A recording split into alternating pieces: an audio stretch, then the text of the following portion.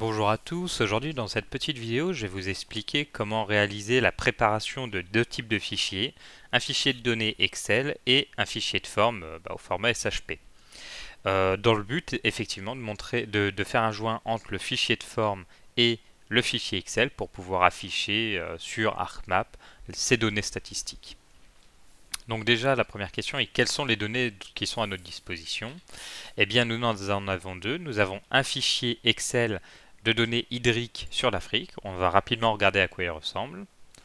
Donc ici, nous pouvons voir, il faut que je vous le mette devant les yeux, ici nous pouvons voir que nous avons trois champs, les pays, donc les pays d'Afrique, nous en avons 55, la moyenne annuelle des précipitations, qui doit a priori être en millimètres, et la quantité d'eau en mètres cubes en habitant. Je ne sais pas exactement à quoi correspond cette statistique, puisque on imagine très bien qu'en Afrique du Sud, nous n'avons pas une consommation d'eau de 863 mètres cubes par an et par habitant. Euh, Peu importe. De toute façon, ce qui est important, c'est de joindre cette donnée-là sur notre fichier de forme. Donc on va regarder ensuite le fichier de forme. Et nous voyons que le seul attribut qui permet de faire ce joint, eh bien, pour le moment, est le nom du pays. Donc on va mettre ça en petit. On va aller ouvrir ArcMap pour regarder le fichier de forme. Nous avons déjà créé la connexion au dossier, notre base de données qui est le WeTransfer, qui nous a été transmis par un de nos élèves. Nous avons affiché donc la couche d'information. Et si nous avons clic droit, ouvrir la table attributaire, eh bien nous voyons ici que nous avons une table attributaire comprenant énormément de champs et comprenant 241 lignes. Donc a priori 241 pays. On voit que ici par exemple on a de nombreuses colonnes qui correspondent simplement au nom par pays, enfin au nom des pays dans la langue de différents pays. Voilà. Donc nous ce qui nous intéressera c'est de récupérer le name fr évidemment. Tous les autres ne nous intéressent pas. Nous avons des Wikidata, nous avons pas mal de choses. Mais ce qui va nous intéresser, puisque nous voulons uniquement les pays d'Afrique, eh bien c'est de récupérer parmi, donc les sub-régions ça va être trop petit, les régions aussi, parmi les régions UN, je ne sais pas exactement ce que c'est, ou parmi les continents, ce qui correspond à l'Afrique. Donc si on regarde parmi les régions UN, nous avons certains continents qui sont par exemple Seven Seas Open Ocean. Bon, vous me pardonnerez l'accent, hein. Toujours est-il que, en fait, qu'est-ce que ça veut dire? Ça veut dire que les pays comme, on peut regarder ici, comme, j'imagine que c'est Zimbabwe. Bon, je ne sais pas, j'aurais dû faire ça, hein, voilà. Et si on regarde dans le nom ici, donc les îles Sainte-Hélène, eh bien, sont considérées comme étant dans les océans, dans les sept mers, j'imagine que ça voulait dire, et non en Afrique. Nous, évidemment, si on regarde notre fichier de données statistiques, Sainte-Hélène, euh, ça n'y est pas. Bon, donc on peut se dire que du coup, on va pas conserver, on va conserver uniquement la colonne.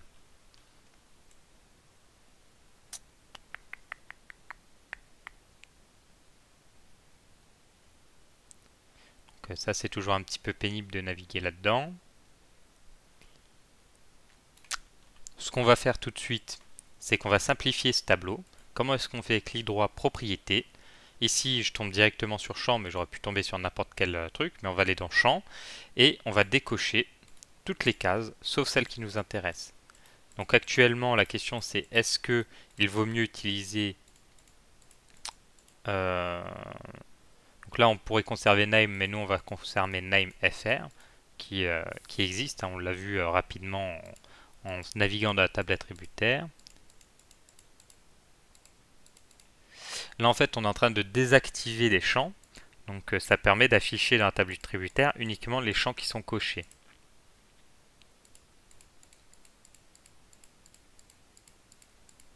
Donc, actuellement, on a un doute si il vaut mieux mettre continent ou région UN. Donc, on va laisser les deux. Et maintenant, on va juste chercher les noms en français.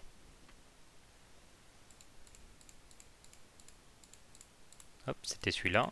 et on va décocher le reste.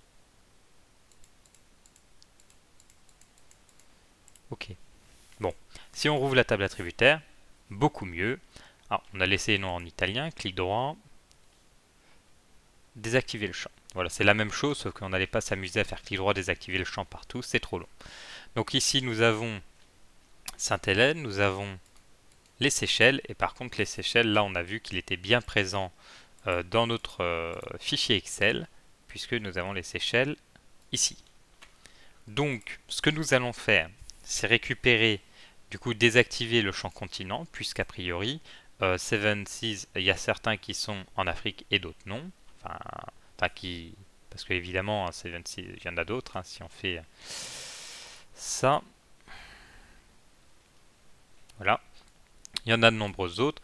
Et là, on s'entend bien que les terres australes et antarctiques françaises, elles ne font pas partie de l'Afrique. Donc on va simplement conserver le champ région UN, clic droit, désactiver le champ. Et là, on va trier en fonction de ça. Voilà, on a double-cliqué sur région UN pour trier par ordre alphabétique. Nous allons sélectionner le premier, cliquer sur Shift, cliquer sur le dernier. On a donc sélectionné tous les pays, donc les 57 pays qui sont sur le région UN Africa. Et si nous regardons ici, nous avons a priori l'impression d'avoir tous les pays d'Afrique. Nous allons exporter cette sélection. Nous allons l'exporter, donc les entités sélectionnées, dans notre base de données et nous allons l'appeler Afrique. Enregistrer, OK. Nous l'ajoutons à la couche en cours et nous pouvons maintenant désactiver le reste du monde. Clic droit, propriété, nous voyons la table attributaire. Ici, il y a 57 entités. Donc, c'est un problème. Il va falloir faire en sorte d'en avoir 55. Ou en tout cas, il va falloir faire en sorte que ça puisse être similaire à cet inventaire-là. Hop, on va mettre comme ça. Hop, voilà. Voilà. Et ça, pareil, on va le mettre comme ça, voilà. Bon, on va faire à peu près comme ça. Ça, on va le mettre ici. Comme ça, on va pouvoir garder nos deux tables attributaires, donc celle des données statistiques et celle avec la table attributaire de notre fichier de forme. Et il va falloir faire en sorte que les deux se correspondent. Donc on va trier par nom. Là, c'est déjà trié dans l'ordre alphabétique. Si ce n'était pas le cas, eh bien, il suffit de faire juste une petite sélection comme ça et de cliquer sur Données, Trier. Et on va trier les noms des pays de A à Z. Voilà, une bonne chose de faite. Et il va falloir regarder maintenant si les deux correspondent. Évidemment, on peut constater que, par exemple, Guinée-Bissau, il n'y a pas de tiret. Et ici, il y a un tiret. Donc là, les joints attributaires entre ces deux tables vont pas être corrects. Moi, ce que je vous conseille pour éviter ce genre de problème, c'est simplement d'ajouter un champ. Donc on fait insérer. On va marquer ID pour identifiant. Hein. ID. Oui, on va l'appeler ID. Et on va marquer 1 dans la première ligne, 2 dans la seconde ligne. On sélectionne les deux premiers. On étend la section, vous voyez, avec le petit carré noir qui est apparu. Et comme ça, on a un identifiant unique pour chacun. On va faire la même chose ici. Ajouter un champ, nom, ID. On va le mettre en réel double. OK. Ce qu'on va faire, juste pour être sûr et certain, on va quand même vérifier que là, on est bien en chiffres. En faisant format de cellule standard. On va carrément lui préciser qu'on est sur un nombre. On va pas mettre de décimales. Voilà. Comme ça, on est sûr que ce sera bien interprété, parce que si ça c'est interprété comme des nombres et pas ça, donc un réel double c'est un nombre, et bien dans ce cas-là, ça ne va pas bien marcher. On va ensuite activer rapidement ici la session de mise à jour, clic droit, modifier, ouvrir la session de mise à jour. Ainsi, il y a une petite case blanche qui va apparaître en bas ici, qui veut dire qu'on est capable maintenant de modifier ici en mettant 1, 2, etc. etc. Bon, fut un temps, j'avais un petit programme qui permettait de simplement rajouter des chiffres 1, 2, 3, 4, 5, 6, etc. sur vous voyez, en faisant clic droit, calculer le champ, en allant dans Python, tout ça, ça me permettait de mettre 1, 2, 3. Je ne l'ai plus, je ne sais plus où je l'ai mis. Donc on va le faire manuellement. De toute façon, c'est pas le bout du monde, il y en a 55 à mettre. Donc on va juste vérifier. Afrique du Sud 1, Algérie 2, Angola 3, Bénin 4, Botswana 5. Donc là, je vais passer rapidement, je vais vous couper cette partie où je passe sur tous les pays. Évidemment, il va y avoir des problèmes à certains moments, donc je vais les laisser et je reviendrai dessus à la fin avec vous. Donc là, je mets en pause. Nous revoilà. Donc j'ai fait effectivement cette étape de remettre les noms un par un. Évidemment, il y a eu quelques petits soucis pour la République démocratique du Congo et la République du Congo, qui correspondent ici à Congo Brazzaville et Congo Kinshasa. Bon, bah, je ne le savais pas avant de faire ce petit inventaire qu'il y avait différents noms. Hein. Je veux dire, je ne suis pas du tout expert de ce domaine-là. Donc, bon, bah, c'est possible que je fasse des petites fautes, hein, mais après, l'idée, c'est de voir le SIG. Hein. Peu importe si je fais quelques petites fautes, ça, vous pourrez les corriger si vous devez faire la même étape. Donc, la République démocratique du Congo, c'est le Congo-Kinshasa. Donc, le 12. Donc ici, vous voyez, on va mettre le 12. Et du coup, le Congo Brazzaville, c'est le 11. Et donc, c'est l'autre. C'est la République du Congo. Nous avons encore quelques petits problèmes avec Somaliland et Somalie, puisque sur Internet, j'ai pas réussi à vraiment savoir si la Somalie comprenait Somaliland ou si c'était deux pays indépendants. Bon, là j'ai une donnée qui est pour la Somalie, donc je vais considérer que c'est pour toute la Somalie. Après, voilà, hein, il n'y a pas de parti, hein, je ne suis pas du tout au fait de ce débat. Donc 47, Somaliland, on va l'appeler aussi 47. Vous verrez ensuite pourquoi est-ce que je les appelle tous les deux pareils, parce qu'évidemment ça risque de créer un problème. Hein, si je fais un lien directement entre une table qui a deux fois le même identifiant et ici qui n'est qu'une seule fois présent, il va y avoir des problèmes. Mais en fait, je vais faire une petite étape ensuite. Ensuite, Sainte-Hélène, eh bien, ne se trouve pas ici dans mon inventaire. Eh bien, du coup, je peux considérer que Sainte-Hélène est finalement ici le 56e pays d'Afrique. Donc peut-être plus, hein, si on compte certains pays en deux fois, je ne sais pas. Sainte-Hélène.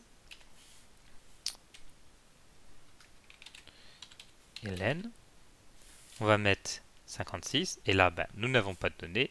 Et là, nous n'avons pas de données non plus. Bon, bah, ça, c'est la vie. 56.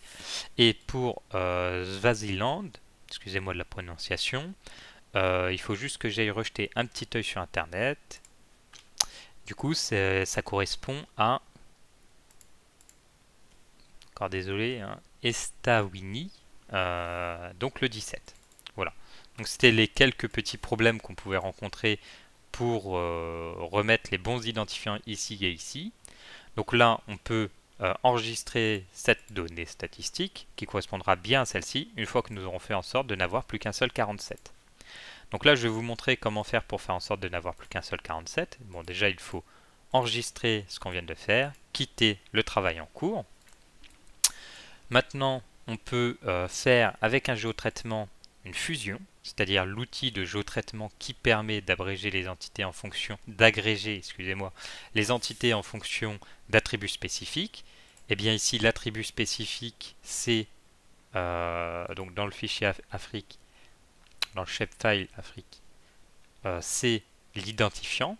Et du coup, qu'est-ce qui va se passer? C'est qu'il va agréger les identifiants en fonction de leur nom. C'est-à-dire que vu que j'ai que des identifiants uniques, sauf pour les deux Somalies, qui sont tous les deux en 47, eh bien, ça va me regrouper mes deux polygones. Donc là, je ne mets pas de champ facultatif de statistique. Si je mets totalement des champs, j'en mets parce que sinon après je vais avoir des problèmes, je vais perdre les informations. Donc à chaque fois ce que je fais c'est que dans le champ je rajoute, vous avez vu j'ai rajouté les champs et je lui dis redis-moi pour région Union dans les statistiques le premier qui est rencontré. Puisque dans tous les cas le premier ça sera toujours, il n'y en a qu'un, donc à chaque fois ça va être son nom, sauf pour l'identifiant. Enfin sauf pour le 47 où du coup il va me prendre le premier des deux, hein. De toute façon c'est du texte donc je ne peux pas utiliser les regroupements par somme, par means, etc.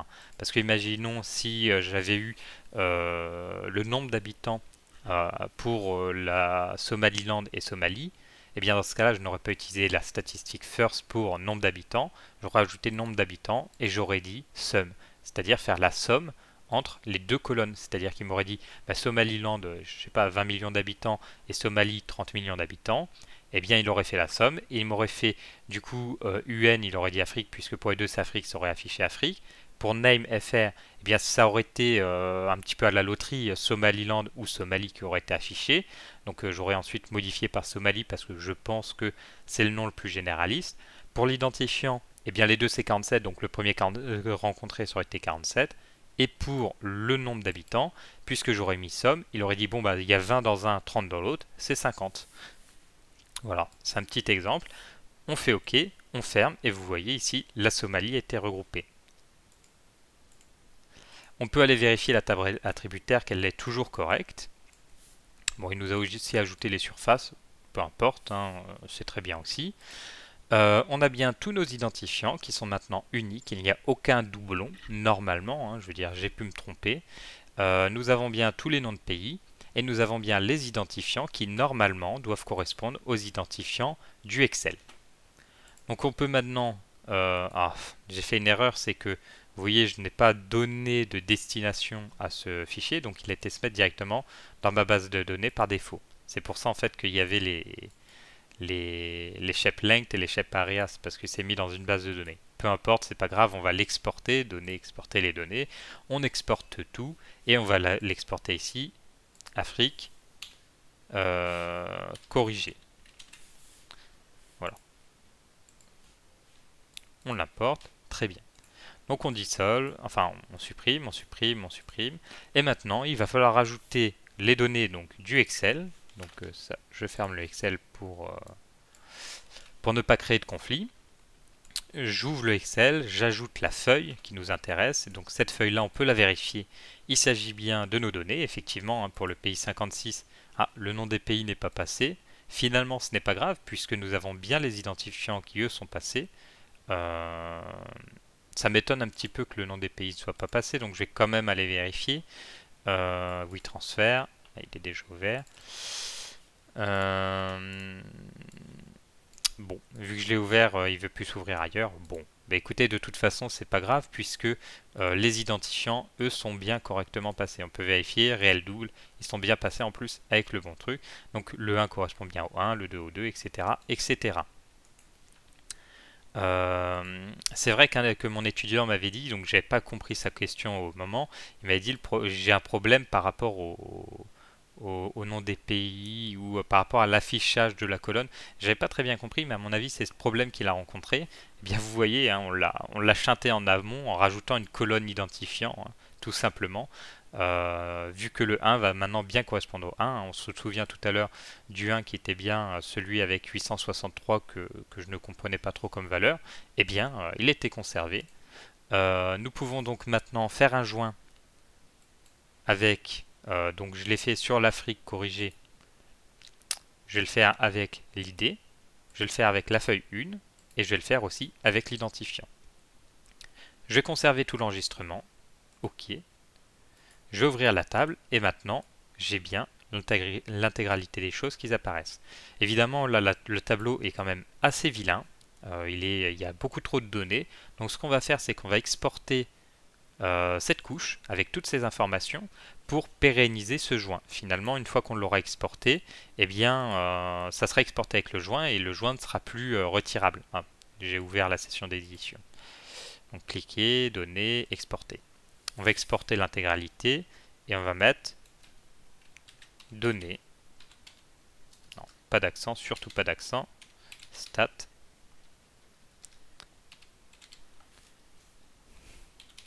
Je vais juste mettre stat d'ailleurs. Stat Afrique. Je ne vais pas le marquer entièrement parce que quand on fait un fichier de forme, il peut faire que 13 caractères. Des fois, ça pose problème si on en met plus. Donc, on va se garder de tout ça. Et on va seulement faire stat Afrique. Donc, ici, nous avons bien nos 56 polygones avec leurs identifiants, leurs noms, etc., etc. Donc ce que nous allons faire, c'est que nous allons aller dans les propriétés, et ici nous allons décocher ça, ça, ça. Euh, hmm. Bon, on peut quand même laisser le nom de la région. Ça, ça, on va enlever. Bon, potentiellement, peut-être que la surface peut intéresser, hein, je ne sais pas. Et là, on va laisser les deux derniers. OK, clic droit, ouvrir. Et ici, vous voyez, on a quelque chose de beaucoup plus joli. J'ai mal fait quelque chose, a priori. Propriété, quantité.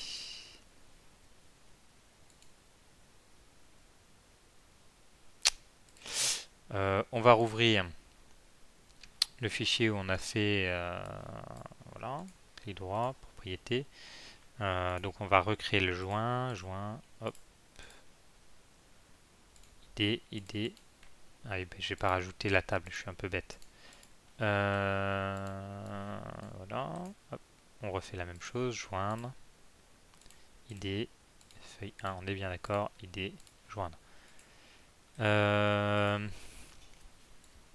Si pourtant il n'y a pas de problème, je ne sais pas pourquoi ça s'est pas correctement transmis, peut-être parce que le nom est beaucoup trop long, je ne sais pas.